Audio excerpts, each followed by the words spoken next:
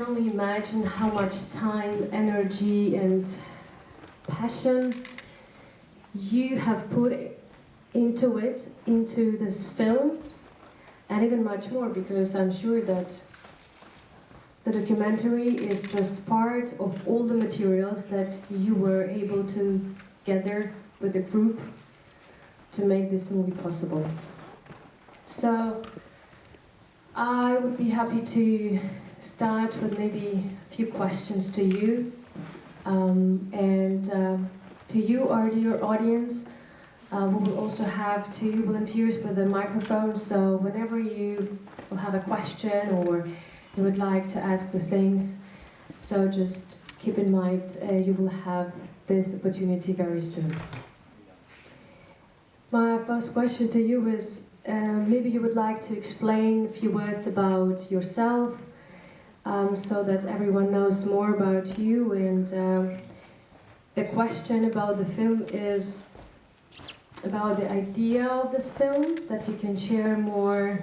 How did it come up to you, and yeah, for us to understand more of the background. Yeah, let me clarify a little bit about the production part of the film. So I am one of the producer of the film. I'm a Ukrainian producer.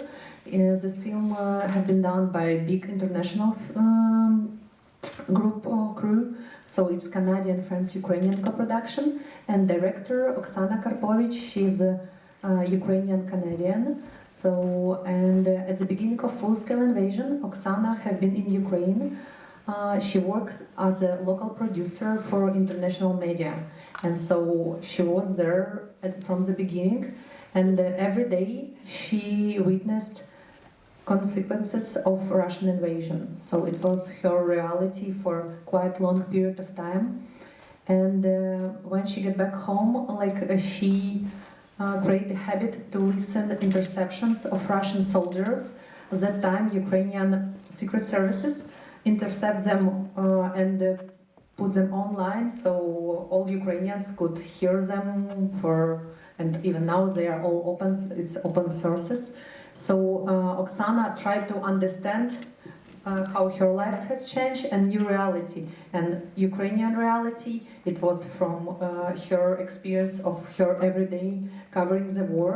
And this audio reality of this film and the time of Oksana was like hearing and trying to understand what's going on, why Russian invade Ukraine. So it was a base how the idea was born, and then with the help of co-producer and a big creative crew, we filmed the film, and now it's how it's happened. Yeah.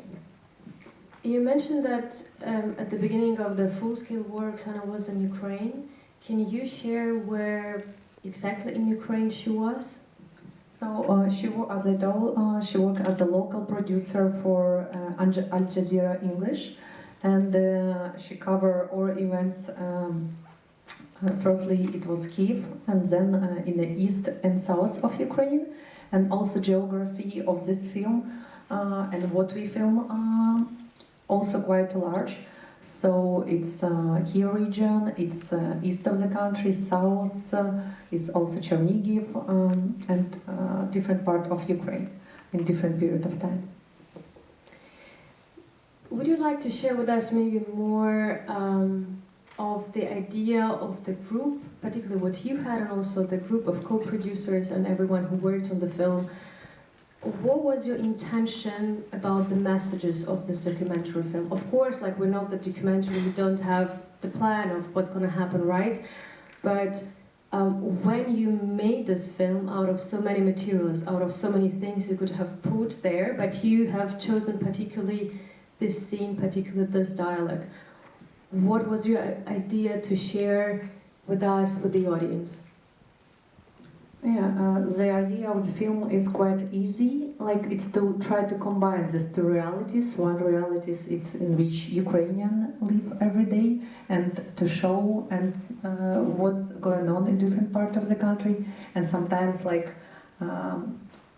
it's not difficult to explain how it is to be in a war, because like you see every day news, and sometimes they highlights only like some like the most scariest and toughest event, but sometimes war is very calm, so it's attending, it's like staying in all these places. And so in our film we wanted to show this different side of the war from Ukrainian perspective, like to show how it's to be there for people.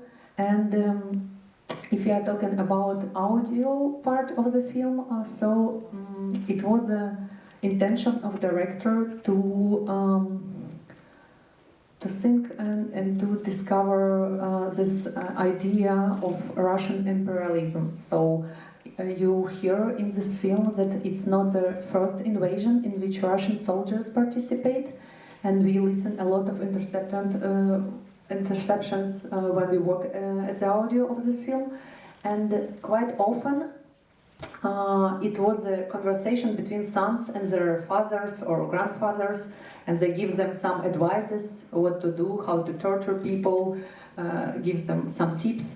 And somehow we realized it was also important for us to show this continuation of these events.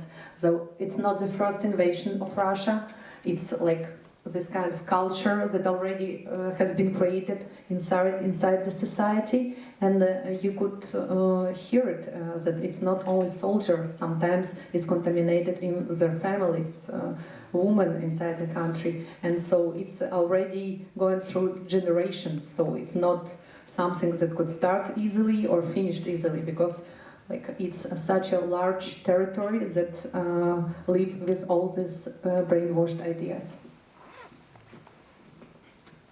Maybe from the biggest scale of the producers and co-producers of the film, I'm very interested, how was that for you personally? I watched the movie today for the first time, probably as most, if not all of us. But you have worked on this movie together with the others for many hours, many weeks, probably many months, right? How was that for you to see all these scenes that we have seen today many times? And right, you also have much more material than that, just that one. So you know you've seen even much more than this. How was that for you? How do you cope? Where do you have this source of strength? You know, just to do it. Yeah, it's one of the toughest project for all our team that we did in our life, because like somehow you don't want often to believe in everything that you hear, what you see. And our big intention when we listen all these interceptions, at the beginning we receive around 40 hours of interceptions, then more. So our big intention was to find some humanity, some hope from the other side. So it's what we are and all moments that we found there in the film. So for us also was very important to understand if it's any possibility that's like not all people involved in this, like that we could find somebody who don't believe in this from the other side, that some kind of resistance as well. And yeah, it's the idea with which we start the film was really like to try to understand, and I think you see how it happened. So you were not successful to find that hope that you were looking for at the beginning? You know, we heard that few of people that we heard, of course, that it's also present some part of the society. So like, yeah, but it's very, very small one. I know we already had a few hands from the audience for the next question, for the questions that you may have. I will allow myself to make one comment about the documentary.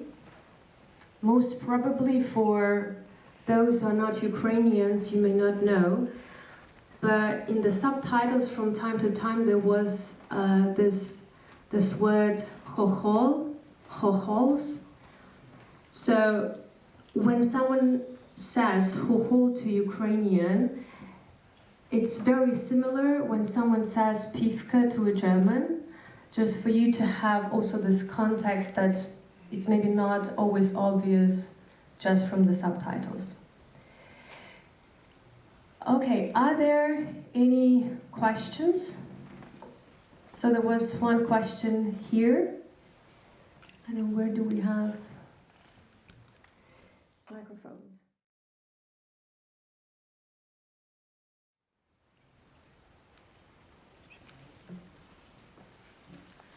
Hi, my name is Laura Martin. I want to tell you thank you so much, first of all, for this great, big, very difficult work that you show this horrible, ugly reality. And my question was, you already answered, how you did this, the process. It's very interesting. But the big pain and this horrible reality that this brainwashed, very young boys who came from Russia to kill Ukrainians and the mothers and the whole families really live in this reality. And how to change this?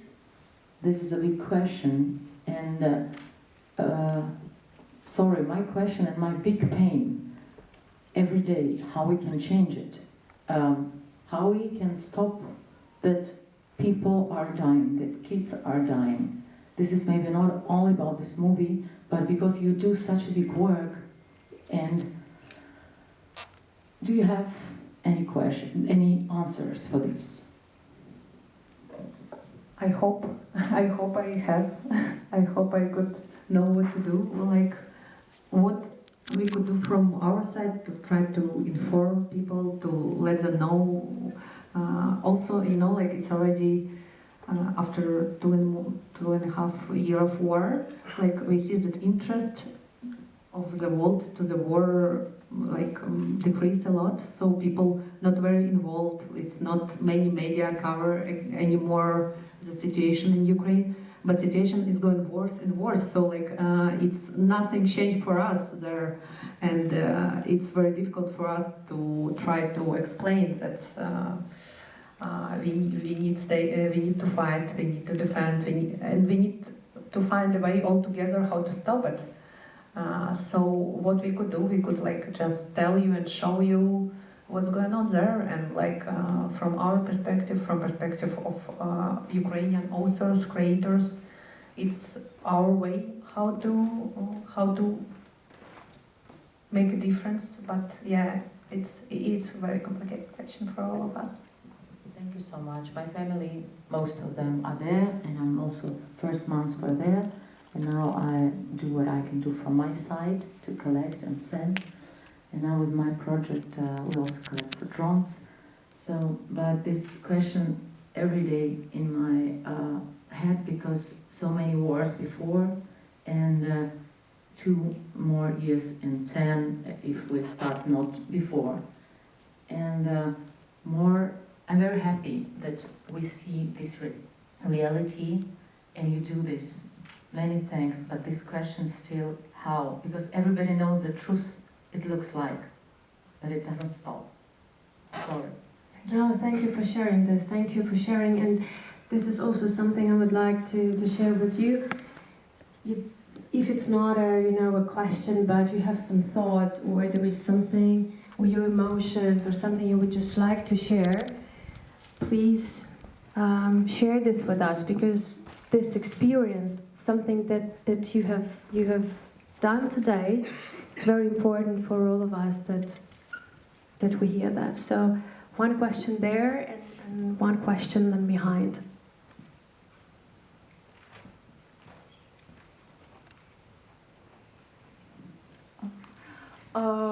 Mein Name ist Olena Bodnaruk und ich komme aus der Ukraine und ich möchte sagen, ich bin sehr dankbar Ihnen.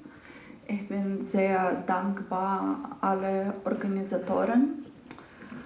Und meistens sehen wir ins Kino die Filme über Vergangenheit oder über Zukunft.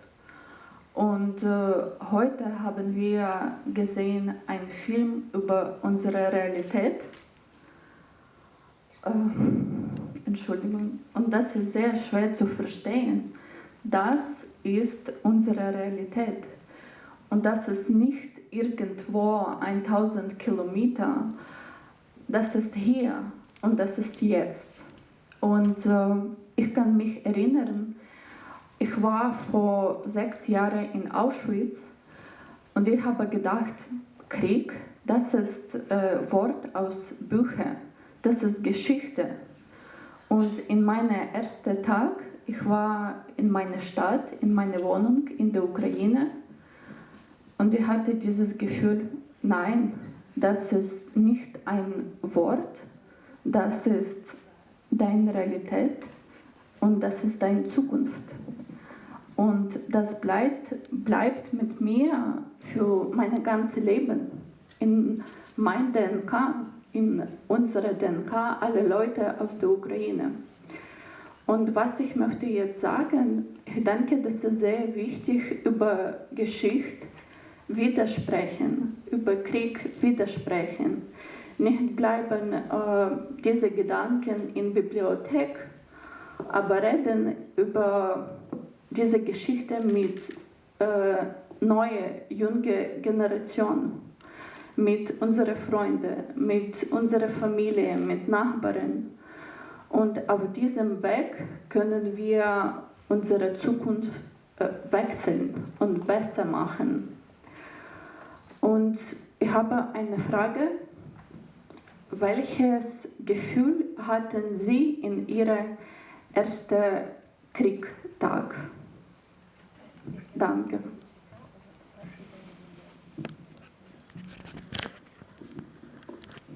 I don't know, maybe I will just translate very briefly in English. So, Olena is from Ukraine. She has shared her experience that movies are usually about the history or about the future, but now we have the movie about the reality. She was also in Auschwitz, Oswiecim, and her question is to Olga.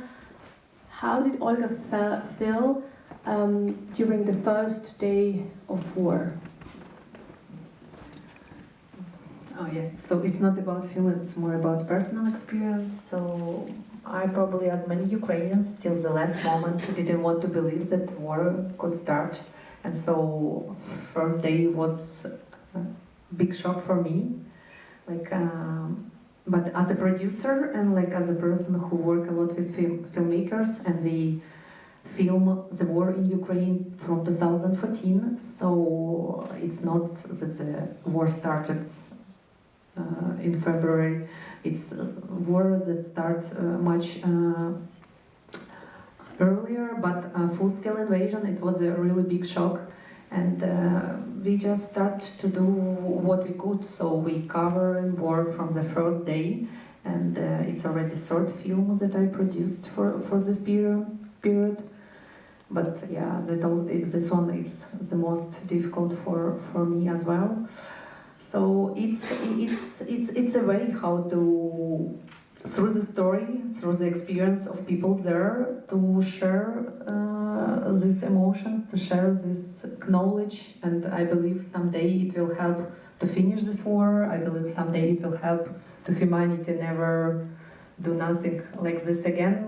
I honestly want to believe that it could make a difference. Thank you. There was the question behind somewhere there. And then we go to you. See your hands. Thank you so very much for the movie.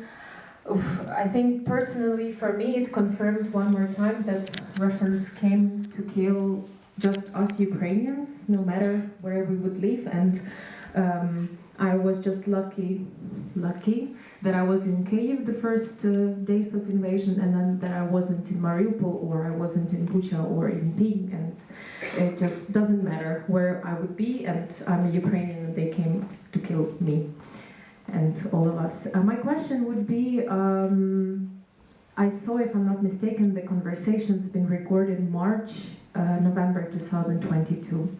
Since you are in the topic really deeply, I assume, especially making this movie, if we could imagine that we had a chance to listen to conversations that were recorded during 2024, or let's say same period from now on till 2023, how do you think they would be different, if they would be? Would they be the same? Would there be something that would be drastically different? Maybe you would have an input on that. Thank you very much.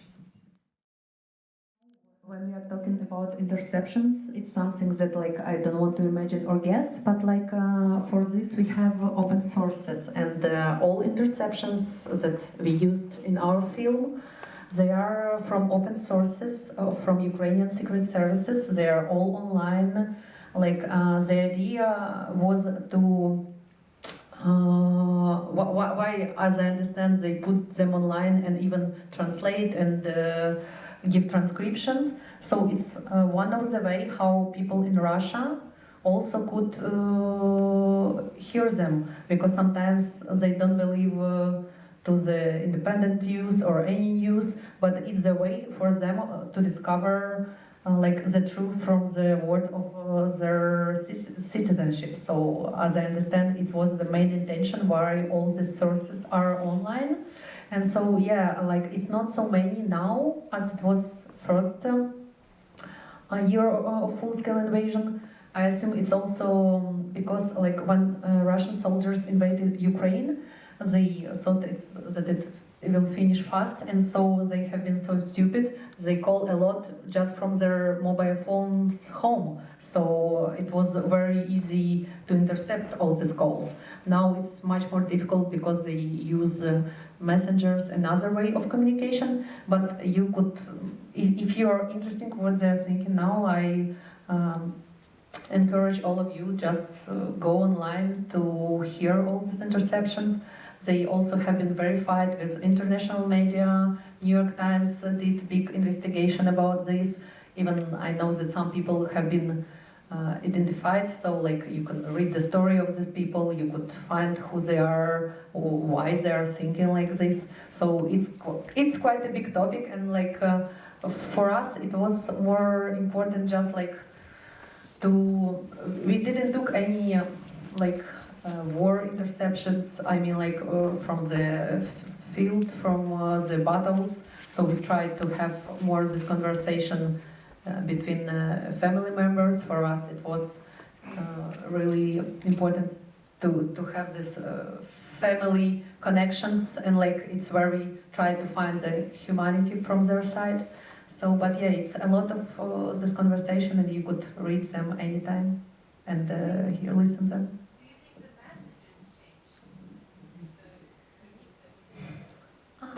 It's difficult, like even in our film, like the construction of this film, it's road movie. So for us, how we combine them, we try to imagine this way of Ukrainian or of Russian invaders to Ukraine from the first day and to some period. So of war and how their thinking has been changed.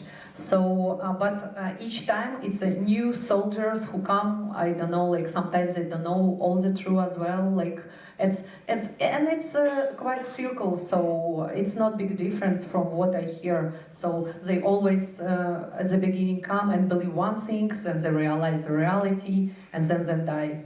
So yeah, it's this kind of circles there. We had two hands somewhere over there. That was before. Yes.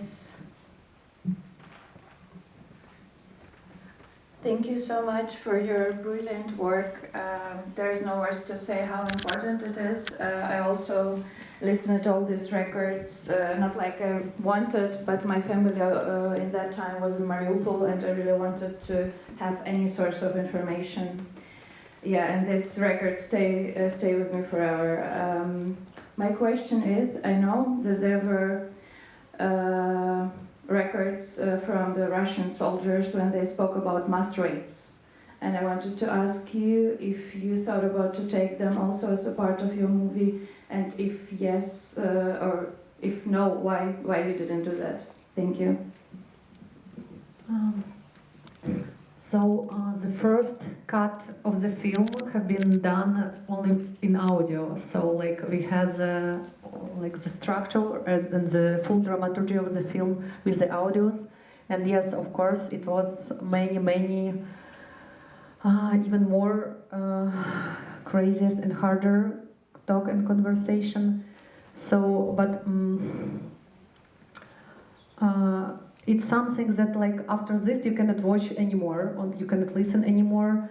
Some topics, they're so hard for viewers, for like normal human to face with it. So we realized that it could like somehow destroy the film. So this kind of emotion that could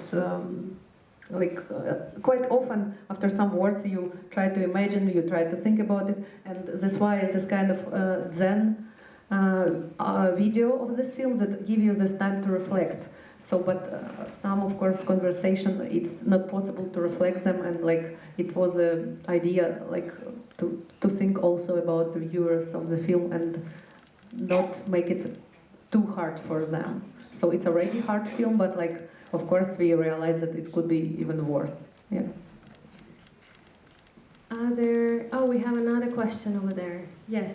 I thought there were two hands. Hi everybody, my name is Diana Rozhnatowska, and first of all I would like to thank you for the movie and for all the great work that you have done for it. I wanted to ask you, actually for us, for Ukrainians, this is so much obvious what's happening in there. And as you've mentioned, you already had experience presenting your movie in other countries, in Germany as well. You mentioned Berlin. And I would want to ask you, if for us Ukrainians it's so obvious that it's so horrible, what was the reaction of the international society? Is there something, perhaps some words you memorized the most, they're stuck in your head and you think of them? What was the reaction of the society? Thank you. So here I could share a few experiences.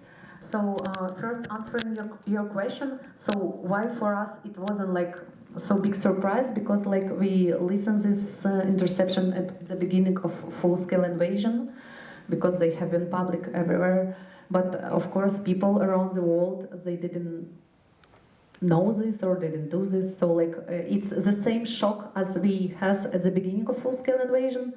So people around the world watching the film, they have the same, because it's quite difficult like you always want to believe in the best qualities of humanity, of civilization, but like after this film, like you could lose some of these beliefs. So it's the experience of this first shock of audiences around the world. The other experience, so our film, we recently have an American premiere and Canadian premiere, and after the screening in New York, its ambassador of Ukraine have been there, who is a presenter in United Nations, and he asked us to screen part of the film in a big conference in UN dedicated to war crimes against men and boys. And so they screened a few parts from the film as an example of war crimes, and we think it's also really good and important and big impact of this film. So it helped to explain people, not only just regular audiences, but professional audiences and like politicians and representatives of different country who works with war crimes. So it's also impact that this film now doing. Okay, we have a few hands here. Thank you. My name is Sophia. I had a quite different impression of the film, and I wanted to ask a different question also.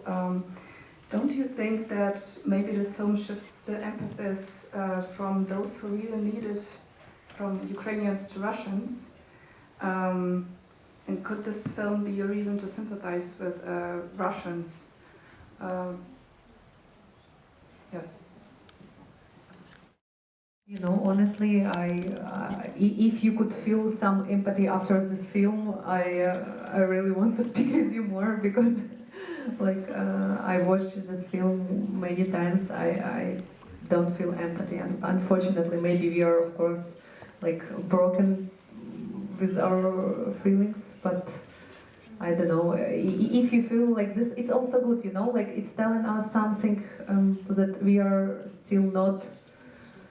That we are still human, that we could feel this empathy to some people emotion, but like unfortunately this kind of example of what I hear, like empathy is probably emotions that I don't have to them, but yeah, like we don't have the scare that this film will create this